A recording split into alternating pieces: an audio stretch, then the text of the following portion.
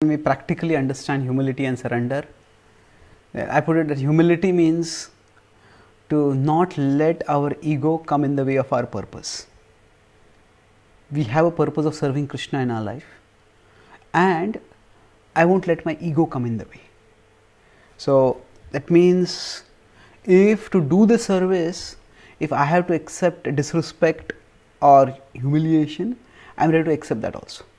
But that doesn't mean that I will always be like a push around.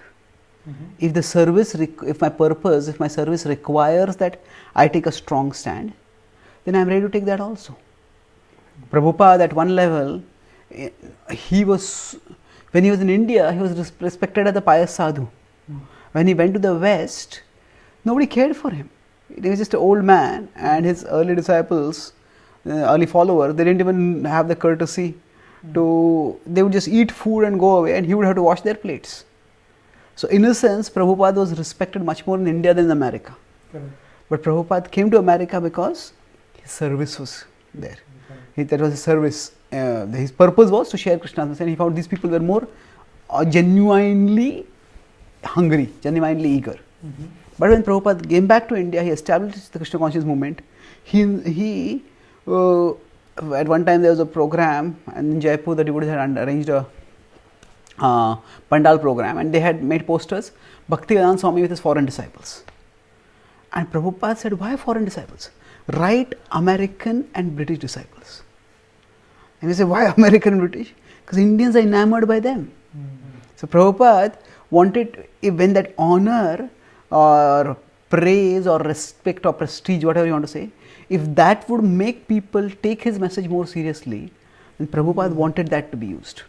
So there he was ready to, you could say, promote himself.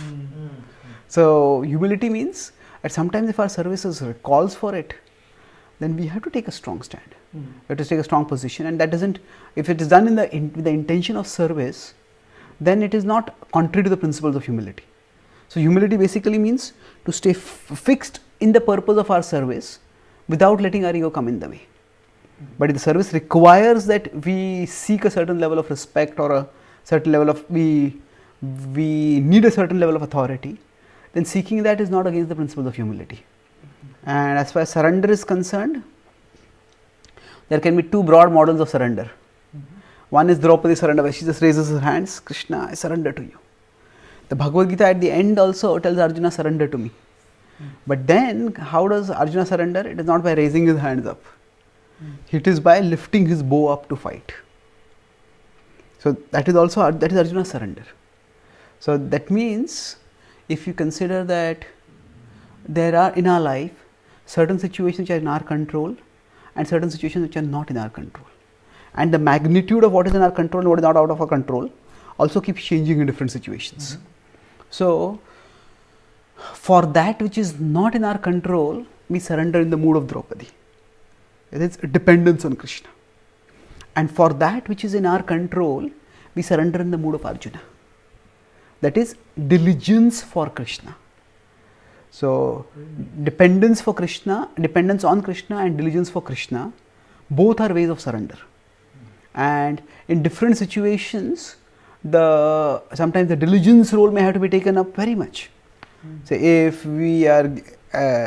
I'm giving a class, then I have to properly prepare for the class. I cannot say I'm dependent on Krishna. So that during the preparation phase, my surrender is through diligence for Krishna.